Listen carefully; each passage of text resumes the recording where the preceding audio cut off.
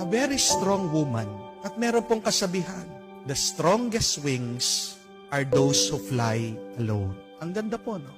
Mga pinakamalakas na pakpak, mga pinakamatayog lumipad ay yung mga mag-isa. When you are alone, God knows that you can do it. Bakit pinapabayaan ka ng Diyos sa mag-isa? Kasi alam niya kaya mo. Kasi alam niya malakas ka.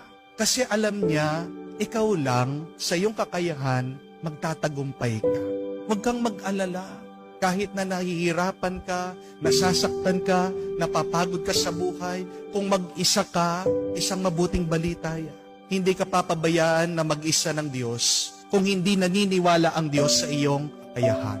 Remember this, our pains teach us to be stronger. Our tears teach us to be braver. And our broken hearts teach us to be wiser.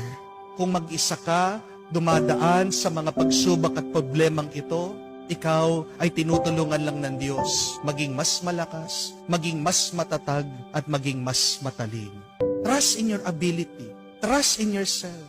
Magtiwala ka sa sarili mo dahil nagtitiwala ang Diyos